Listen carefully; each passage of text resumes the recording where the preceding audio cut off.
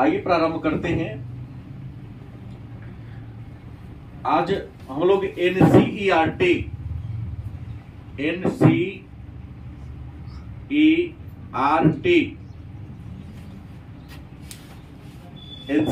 भारत में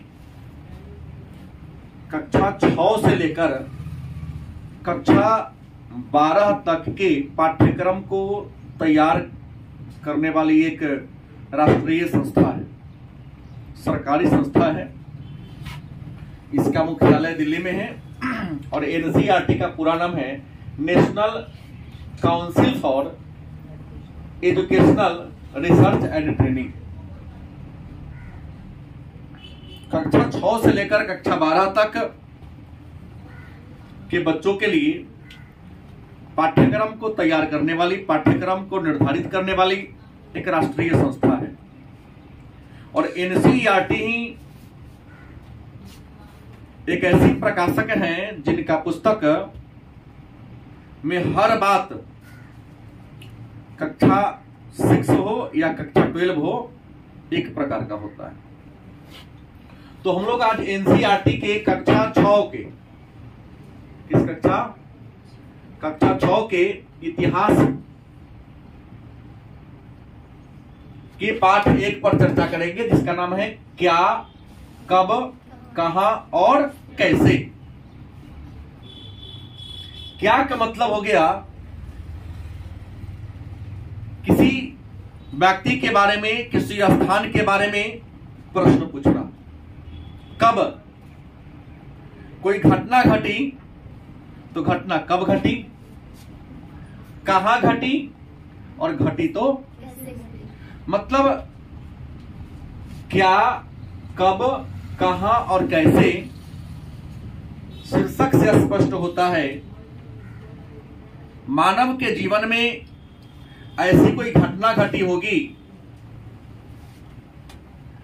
जिसके बारे में जानने के लिए बच्चा जब उत्सुक हुआ होगा और शिक्षक पढ़ाने के लिए आए होंगे तो क्लास में परिचर्चा के दौरान बच्चों ने प्रश्न किया होगा कि सर ये क्या है। जैसे अब जब छोटे थे तो पुस्तक को देखकर जब आपको किताब पढ़ने नहीं आया होगा तो पिताजी के साथ, दादाजी के साथ, दीदी के साथ या किसी के साथ गए हो तो ये क्या है, व्हाट इज दिस, प्रश्न आपने किया होगा। तो आपके बड़े, चाहे वो आपके घर का सदस्य हो या आप जिनके साथ गए हो या विद्यालय में आपके क्लास टीचर ने उस वस्तु के बारे में बताया होगा, यह वस्तु अमुक चीज है। सबसे ज्यादा प्रश्न अगर करने वाला कोई इंसान होता है तो बच्चा होता है, क्योंकि 10 साल तक के बच्चा के मन में जितना प्रश्न उठता है उतना आप लोगों के मन में नहीं उठता है। ठीक है, उसका ब्रेन बहुत ज्यादा क्रिएटिव होता है। तो जैसे क्या का उत्तर मिलेगा, सर ये कब हुआ, गलत से। और कब का उत्तर में कहां हुआ होगा और हुआ तो कैसे हुआ होगा। जैसे कृषि क्या है, एक प्रश्न आया होगा। पहले समझाने के क्रम में बच्चों को टीचर ने बताया कि जब मानव सभ्यता का विकास इस धरती पर हुआ तो प्रारंभिक मानव कैसा था, यायावर था, घुमक्कड़ था, खाद्य संग्राहक था, भोजन को इकट्ठा करने के लिए यत्र तत्र भटकता था। जैसे मानव जब धरती पर आया था क्या किया, तो भोजन की तलाश में जहां तहां भटका, भोजन को इकट्ठा किया। अगर मान लिया भोजन इकट्ठा करने में जंगल में गया होगा, कंदमूल मिला होगा, कंदमूल को खाया होगा।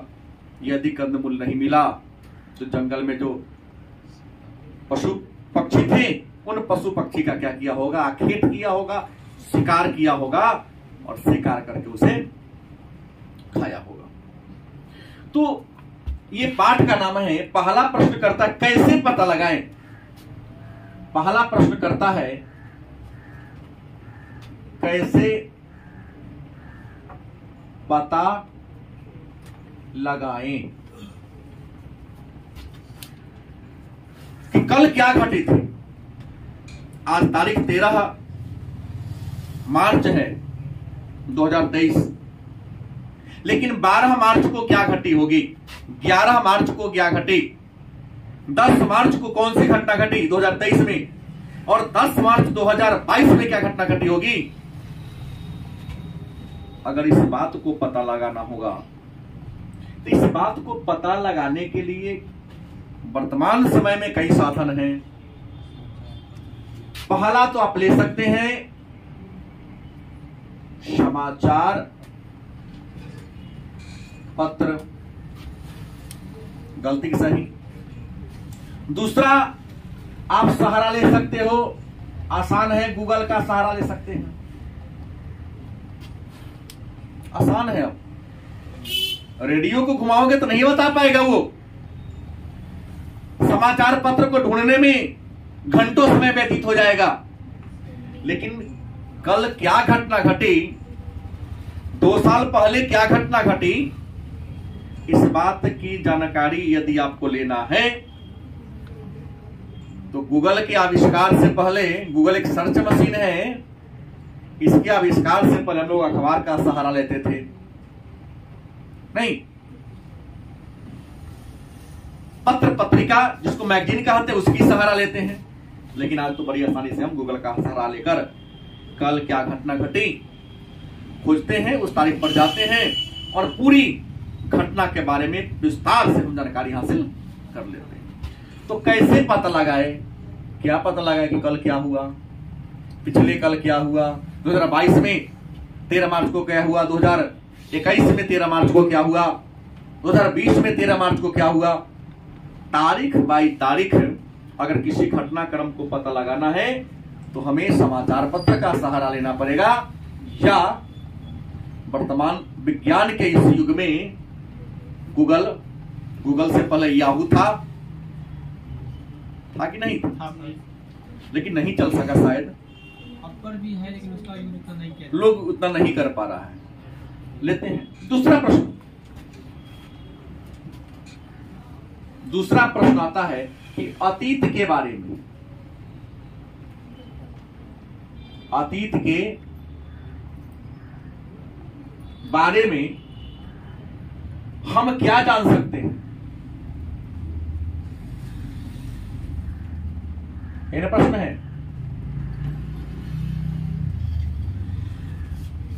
जो मैं गलती लिख लिया।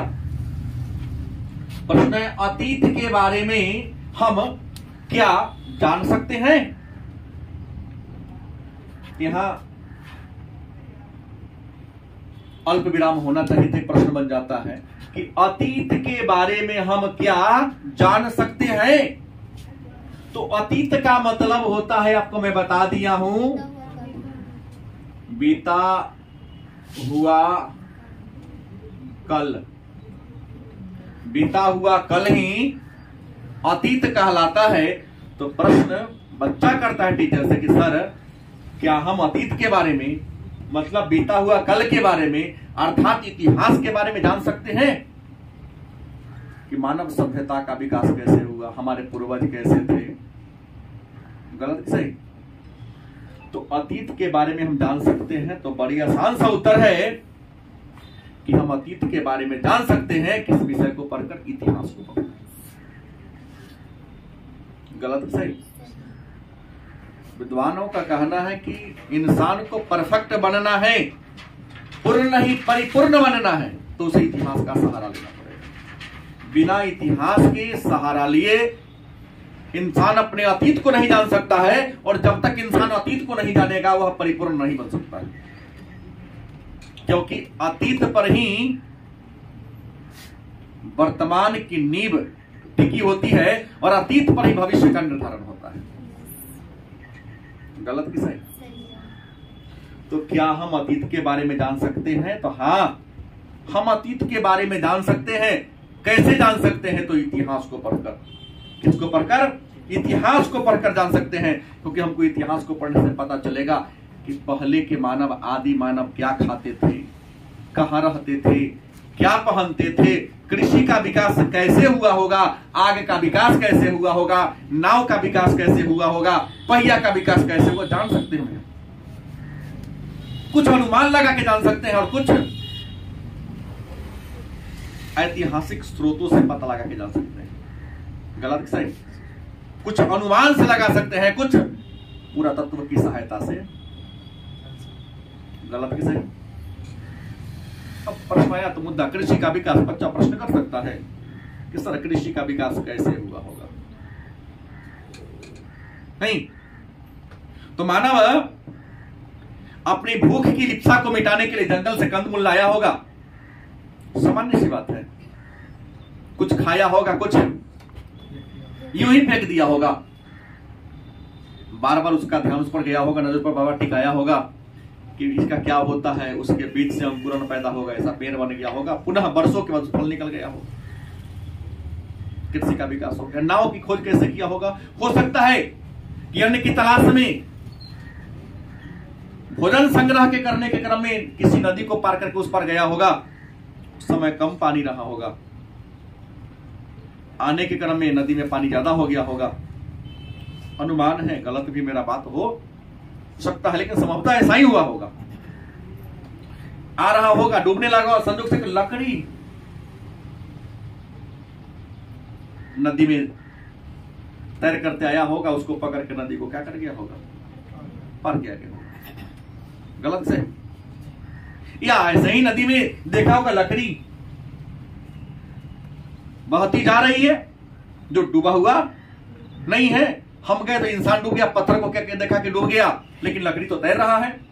थोड़ा सा बुद्धि लगाया होगा क्यों न लकड़ी को खोखला बना दिया जाए।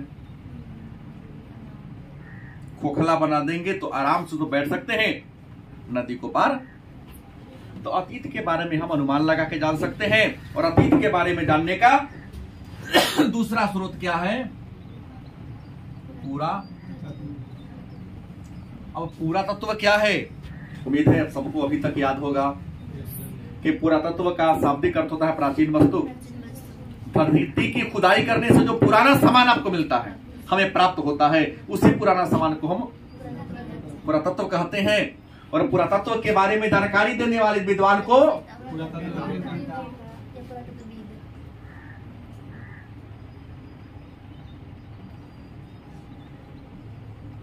पुरातत्ववेता या पुरातत्वविद के नाम से जानते हैं। तो अतीत के बारे में जानकारी हम कहानी के माध्यम से जान सकते हैं और इतिहास को पढ़कर हम अतीत को जान सकते हैं। प्रश्न है, तीसरा प्रश्न आ जाता है कि लोग कहां रहते थे? लोग कहां रहते थे? बच्चा ने प्रश्न किया।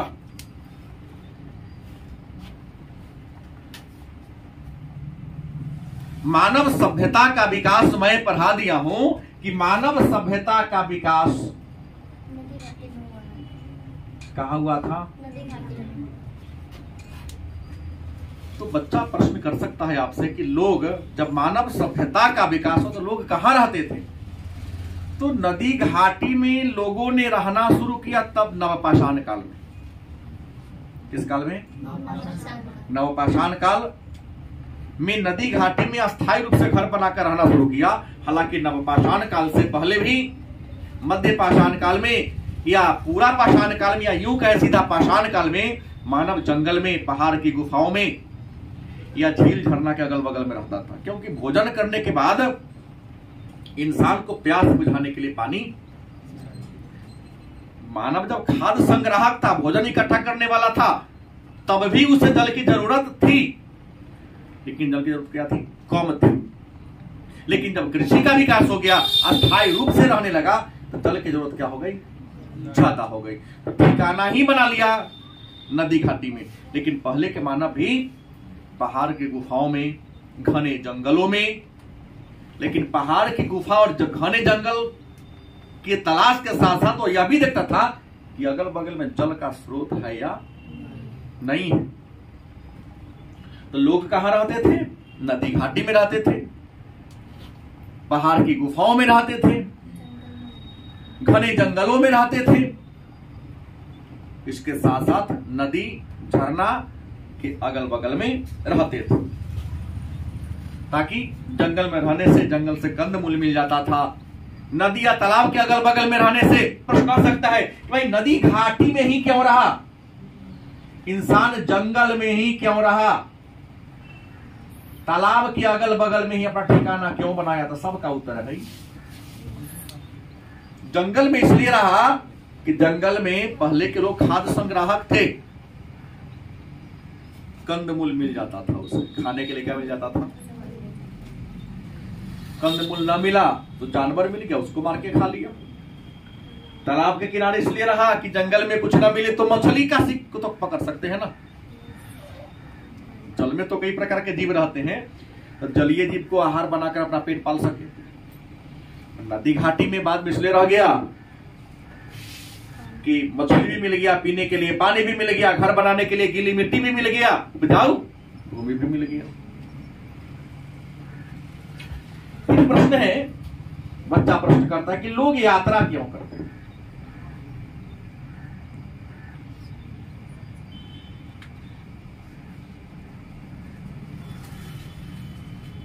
देखिए, भले ही लगता होगा कि बात बड़ी आसान है, लेकिन यदि आप इस पुस्तक को नहीं पढ़े तो आपसे उत्तर न दे आएगा। गलत सही, लोग यात्रा क्यों करते हैं और किसी देश की सीमा का निर्धारण कौन करता है? भाई हम इस रूम कमरे में बैठे हैं, इस कमरे की सीमा को तय दीवार कर रहा है नहीं, पूर्व की दीवार है, पश्चिम दीवार है, उत्तर दीवार है, दक्षिण दीवार है। तो ऐसे ही पहला प्रश्न है कि लोग यात्रा क्यों करते हैं? तो लोग यात्रा इसलिए करते हैं ताकि वह भूगोल को जान सके, इतिहास को जान सके और अपने ज्ञान के भूख को, ज्ञान रूपी लिप्सा को क्या कर सके? शांत कर सके। संस्कृति को जान सके। अलग अलग देश में जाएंगे, व्यापारी व्यापार के दृष्टिकोण से अलग अलग देश में जाएगा, घुमाकर घूमने के लिए किसी देश में जाएगा, तो किसी देश के सभ्यता की, संस्कृति की, परंपरा की, पहनावा ओढ़ावा का, रहन सहन का, खान पान का, उसी के जीने के तौर तरीका का हम जान सके, इसलिए लोग यात्रा करते हैं। गलत सही? लोग यात्रा इसलिए करते हैं क्योंकि हम जो हैं वो तो है ही, लेकिन अमेरिका के लोग कैसे रहता होगा, किस तरीके से रहता होगा, उसके जीने का तरीका क्या होगा, इन सारे चीजों की जानकारी अगर लेना होगा तो आपको क्या करना पड़ेगा? यात्रा करना पड़ेगा। अब प्रश्न है कि देश के सीमा का निर्धारण कौन करता है?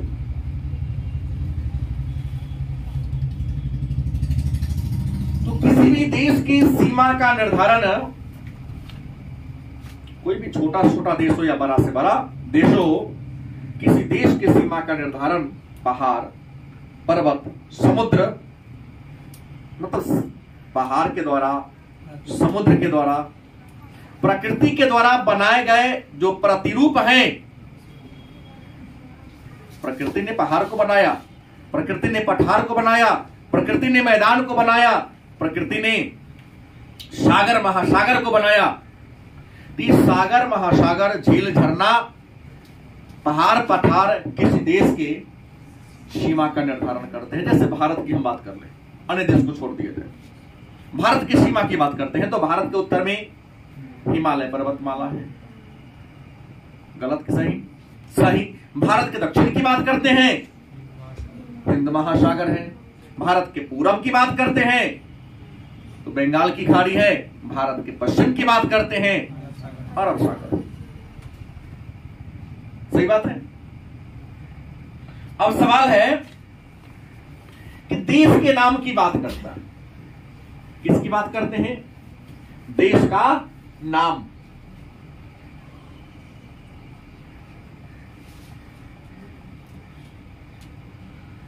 जैसे हम भारत की बात करते हैं, किसकी बात करें? भारत की बात करें। हम सब इंडियन हैं तो हमारे देश का कई नाम है। सबसे पहले भारत को जम्बू द्वीप कहा जाता था। क्या कहा जाता था? उत्तर भारत। इसके बाद इसका नाम पड़ गया आर्यावर्त। क्या नाम पड़ गया? क्योंकि आर्यों की भूमि है। बाद में यूनानी जब इंडिया आया, ईरानी जब इंडिया आया, तो ईरानी और यूनानी जब इंडिया में आया तो सिंधु नदी को पार कर दिया। यूनानियों की खासियत है, ईरानियों की खासियत है कि वो लोग स को क्या पढ़ता है, ह पढ़ता है, तो सिंधु नदी का क्या नाम दे दिया? हाँ, हिंदू नदी दे दिया। और इसी हिंदू से क्या बन गया? हिंदुस्तान नाम पड़ गया। मैं सबके बारे में चर्चा करूंगा। भरत कबीला बाद में आया। क्या जी? बोले आर्य आएगा तब ना भरत कबीला होगा, क्योंकि आर्यों का समाज कबीलाई समाज था। आर्यों के आगमन के पूर्व तो भारत में इंडस वैली सिविलाइजेशन था, सिंधु घाटी सभ्यता थी। लेकिन सिंधु घाटी सभ्यता एक शहरी सभ्यता थी, कबीलाई सभ्यता नहीं थी।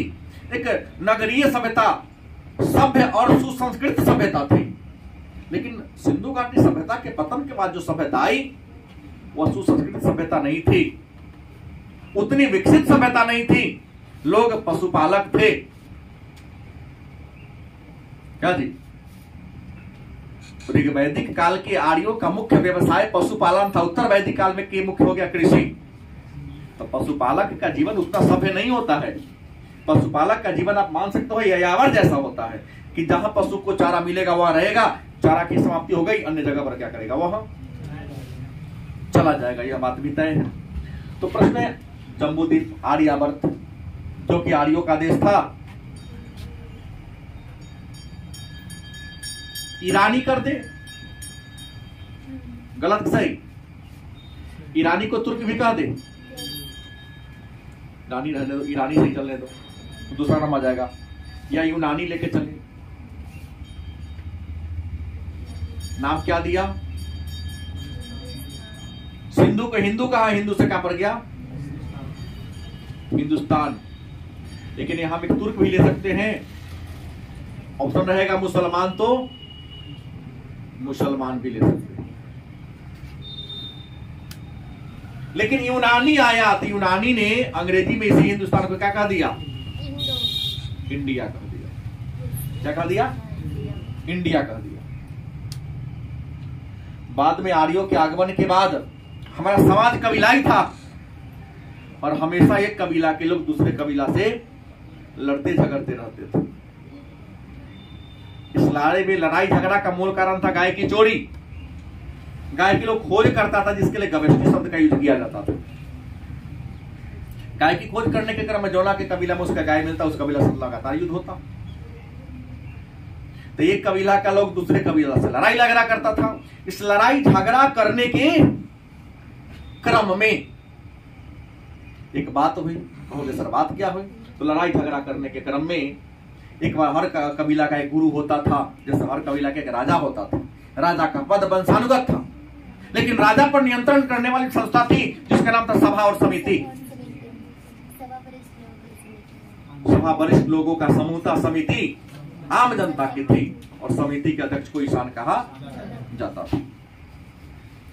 तो हर कबीले का एक प्रधान हुआ करता था, राजा, इसको राजन कहा जाता था। और हर कबीले में राजा को सलाह मंत्रणा देने के लिए एक पुरोहित होते थे, जो किसी न किसी ऋषि को बनाया जाता था। बात आई थी, चर्चा ज्यादा होगी बाद में, कि एक कबीला था भरत कबीला, जिसका राजा सुदास था। उसके गुरु प्रारंभ में विश्वामित्र थे, लेकिन थोड़ा उग्र स्वभाव था, इसलिए सुदास ने विश्वामित्र को गुरु के पद पर से हटाकर वासिष्ठ मुनि को लाया। इससे विश्वामित्र क्रोधित हो गए और 5 आर्य और 5 अनार्य राजाओं को मिलाकर एक संघ का निर्माण किया, जिसको हम दशराज संघ कहते हैं। रावी नदी के किनारे घमासान युद्ध हुआ भरत कबीला और दशराज संघ के बीच। इस लड़ाई में भरत कबीला का नेता सुदास क्या हो गया? जीत गया और 10 राजाओं का समूह क्या होता है, हार जाता है। तो भरत कबीला के नाम पर हमारे देश का नाम क्या पड़ गया, भारत पड़ गया। हालांकि विद्वानों का कहना है, विद्वानों का कहना है, कुछ विद्वान जो बच्चों को बचपन में हम लोग बताया गया होगा कि दुष्यंत और शकुंतला के पुत्र भरत के बहादुरी के कारण हमारे देश का नाम भरत पड़ा, लेकिन हमने वह बच्चा में पढ़ा है। ऊपर यह कहानी किसी किताब में, इतिहास की किताब में नहीं मिलता है, साहित्य के पुस्तक में मिलता है, वही पुस्तक जो छोटे बच्चों के लिए होता है। लेकिन ये तो प्रमाणिक बात है, कई जगह हमने इसको पढ़ा। अब प्रश्न है, इतिहास के बारे, अतीत को कैसे जाने, तो हमने कह दिया पुरातत्व के आधार पर नहीं। लेकिन जब लोग पढ़ना लिखना जान गया, तो पढ़ना लिखना जानने के बाद इतिहास को जानने का और एक स्रोत बन गया, पांडुलिपि। क्या बन गया? प्रश्न होगा कि पांडुलिपि है क्या, या पांडुलिपि कहते किसे? तो हाथ से लिखे गए अक्षर को, या वह लिपि जिसको हाथ से लिखा गया हो। छापाखाना के आविष्कार के पूर्व सब चीज तो हाथ से लिखा जाता था। तो हाथ से लिखी गई प्रति को क्या कहते हैं? पांडुलिपि कहते हैं। और आपको बता दें कि पांडुलिपि पहले किस पर लिखा जाता था? तो तार पत्र, माने तार के पत्ता पर। किस पर? तार का पेड़ देखिए ना, चौड़ा चौड़ा होता है। नारियल अलग हो गया, खजूर जैसा होता है। हाँ, तार बड़ा होता है, ऊंचा पेड़ होता है, उसका पत्ता उसका चौड़ा। पहले हम बचपन में देखो तो पंखा, वही भी गाँव में मिलता है। पंखा हौला होता है और हवा भी बढ़िया देता है। झाड़ू भी बनता है, खजूर से बनता है और नारियल से बनता है। फिर जो हो उसके पत्ता के बीच में भी थोड़ा सा एक रीड होता है जिसे बनाया जा सकता है। तो तार पत्र पर लिखा जाता था। लेकिन हिमालय के क्षेत्र में एक और पेड़ था, जिस पेड़ का नाम था भुर्ज। इसके छाल पर भी पांडुलिपि को लिखा जाता था, क्योंकि टिकाऊ था। लिखकर विशेष प्रकार के कपड़ा में लपेट के उसको बंद कर दिया जाता था, क्योंकि ज्यादा नमी हवा से फूटने का इसको क्या था, डर था। लेकिन जब धातु युग आया, तारपत्र और भूर्ज पर के छाल के अलावे तांबा के पत्र बना दिया, चादरा। तांबा के चादरा पर भी इसको लिखा जाने लगा। बाद में जब लोगों ने और थोड़ा सभ्यता का विकास हुआ, तो राजा महाराजा ने एक नया काम शुरू कर दिया। नया काम ये कर दिया क्या, तो शिलालेख शुरू हो गया। क्या आ गया? शिला माने होता है पत्थर, लेख माने लिखना, पत्थर पर लिखना। कठोर धातु की सहायता से या ब्रश की सहायता से राजा महाराजा ने राजकीय आदेश को बड़े बड़े पत्थर पर, बड़े बड़े शिलाओं पर लिखवाना शुरू कर दिया। उसको हम शिलालेख कहते हैं। और विशेष रूप से आप सभी जानते हैं कि शिलालेख की शुरुआत या स्तंभ लेख की शुरुआत, क्योंकि शिलालेख की शुरुआत विश्व में सबसे पहले ईरानी शासक डाइमेकस ने किया था। लेकिन भारत का राजा अशोक, जो मौर्य वंश के थे, उन्होंने शिलालेख लिखवाया था। हखामनी वंश का था। कोई दिक्कत?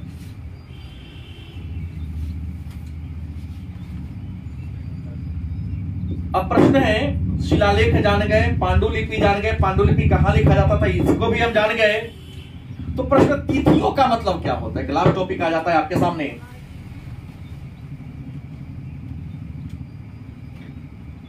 तिथियों का मतलब, तिथि का मतलब होता है तारीख, वर्ष का मतलब क्या होता है? तो आपको बता दें, एक बड़ा पेचीदा मुद्दा था।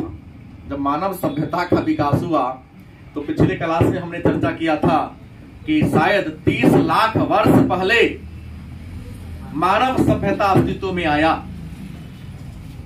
गलत सही? लेकिन वास्तव में मानव एक क्रम में मानव जैसा अगर प्रतिरूप की बात करें तो आज से 6 लाख साल पहले, ईसा मसीह के जन्म के 6 लाख साल पहले हमारे जैसे शरीर वाला, भले उसके अंगुली फ्री नहीं थे, हाथ के पंजा फ्री नहीं थे, लेकिन इंसान के शकल से मिलता जुलता इंसान लगभग 6 लाख वर्ष पहले अफ्रीका के जंगलों में पाया गया था। उसका अलग अलग नाम हो सकता है, निएंडरथल,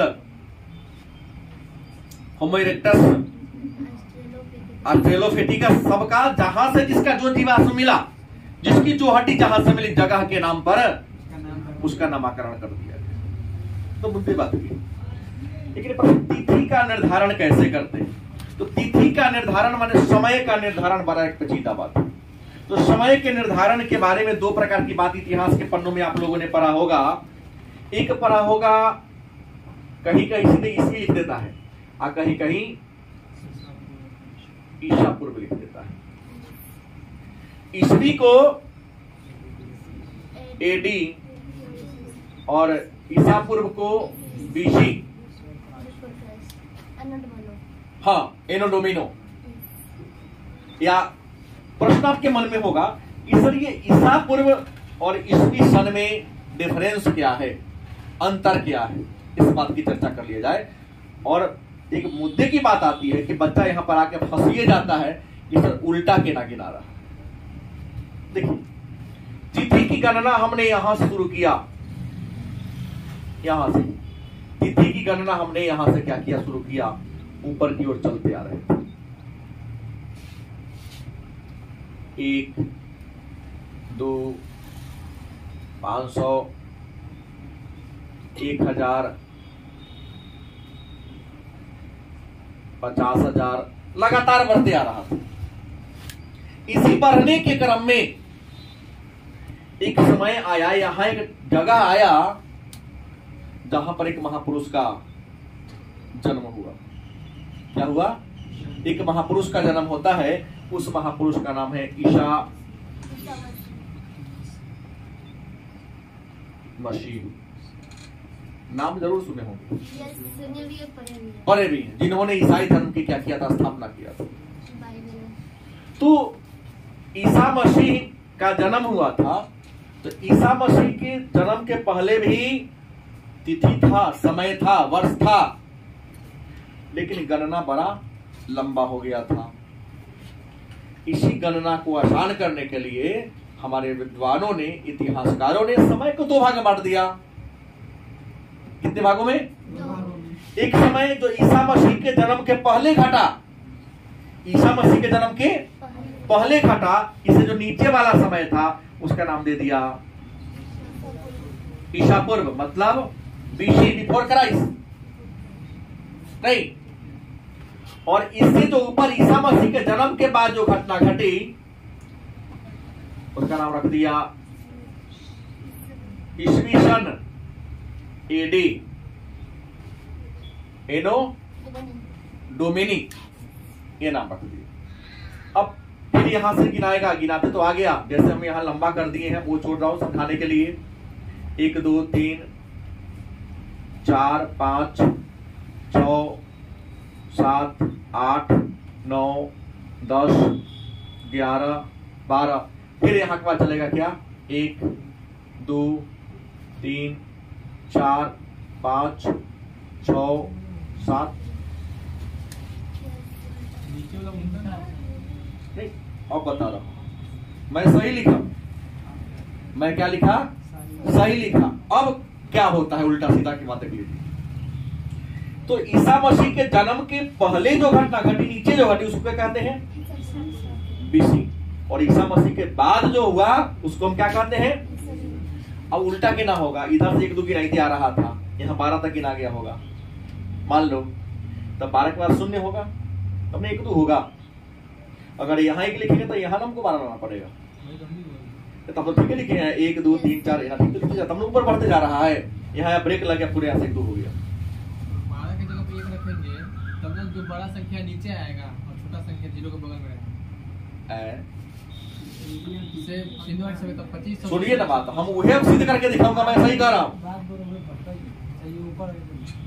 बात वही पड़ेगा। हम आप ही का लेते हैं कि एक सिंधु घाटी सभ्यता की बात करते हैं तो 2500 BC टू 1750 BC है। गौतम बुद्ध के जन्म की बात करते हैं तो 563 BC टू 483 BC। तुमसे प्रश्न कर रहा हूं मनीष कुमार, बताओ कि हम सिंधु घाटी सभ्यता का समय पूछते हैं तो आप 1750 पहले बोलते हैं कि 2500 पहले बोलते हैं? 1750 काहे नहीं बोलते? ये नहीं हुआ क्योंकि हम लोग यहाँ हैं, हम लोग ईसा के जन्म के बाद हैं। ईसा के जन्म के पहले जाएंगे तो हमको पहले क्या मिलेगा? क्या मिलेगा? अब तब क्या मिलेगा? अब तुम्हारे अनुसार अगर यहाँ एक लिख देंगे तो पहले हमको क्या बोलना होता? तो रिया वो नहीं चलेगा। हम जो लिखे हैं शत लिखे, क्योंकि हम लोग यहाँ हैं। अगर ऊपर से हम ईसवी सन से के लोग अगर ईसा पूर्व में जाएगा तो उससे पहले 12 मिलेगा, फिर 11 मिलेगा, 10, लास्ट में 1 मिलेगा ना, बुझाया? इसलिए पहले अगर इतना है तो पहले हमको एक इधर से आएंगे तो हमको 2500 मिलेगा, बाद में 1700। गौतम बुद्ध की बात करें तो हम तो यहाँ आ गए हैं 2023 में आ गए हैं। 2023 से अगर सीधा हम लोग ईसा पूर्व में नीचे की ओर आएंगे तो नीचे की ओर आने के क्रम में सबसे पहले हमको क्या मिलेगा? 563। और बाद में क्या मिलेगा? उलट दिए तो पहले जन्म कब हुआ? महावीर स्वामी के जैसे देखिए 540 ईसा पूर्व में हुआ, तो मतलब बड़े कौन होंगे? महात्मा बुद्ध या अब बड़े कौन होंगे कि किसने कहा कि महावीर स्वामी का जन्म 540 में हुआ, इनका 500? तो बताओ अगर इधर से लोग लौटेंगे तो पहले कौन मिलेगा? 63 वाला मिलेगा। 63 मिलेगा। उसके बाद कौन मिलेगा? 540। तब बड़े हो जाएंगे महावीर बड़े हो जाएंगे ना। गलती किसने? बुद्ध बड़े हो जाएंगे। बुद्ध बड़े हो जाएंगे। बुद्ध बड़े हो जाएंगे। हाँ, बुद्ध बड़े हो जाएंगे। इधर से मिलने पर हमको बुद्ध मिलेंगे ना, बाद में महावीर नाम को मिलेंगे। तो 63 है, 40 है, 23 साल का डिफरेंस हो जा रहा है। उम्मीद है कि ईसा पूर्व और ईसवी सन में जो अंतर करना है आप लोग क्या हो गए? नहीं समझा? नहीं समझे? क्या नहीं समझा बताइए? समझ में ये नहीं है कि मतलब उससे ये नहीं पता चल रहा है कि पहले जन्म हुआ कि पहले मरा। नहीं समझ कुछ नहीं। क्या ध्यान दो, पहले जन्म हुआ कि पहले मरण हुआ? वहां चलेंगे तो सारे बात को उलट के देखना पड़ेगा आपको। हमने कहा उल्टा ऑलरेडी जा रहे हैं हम लोग, उल्टा ऑलरेडी यहाँ क्या हो रहे हैं? अब इधर से घुसेंगे तो हमको पहले क्या मिला? 563 मिलेगा। तो हम कहाँ करे मरे? हम बोले हैं। और 563 में जब जन्म लेंगे तो धीरे धीरे उसे नीचे जाएंगे तभी ना मरेंगे वो। तो 483 में मरा दिए। हम उधर से घटेंगे तो हमको पहले क्या मिला? 563। अब बाद में मिलेगा 540। महावीर पर आएंगे तो पहले ऊपर से नीचे आएंगे। ईसवी सन में हम वाले लोग तब ईसा पूर्व में घुसेगा तो पहले क्या मिलेगा? बाद में क्या मिलेगा? 468। तो पहले तो जन्म होगा ही, मरेगा। इतना ही नहीं कि पहले मर गया तो बाद में जन्म लिया। नहीं सर, मतलब इसमें कंफ्यूजन है। अच्छा, कंफ्यूजन दूर हो गया।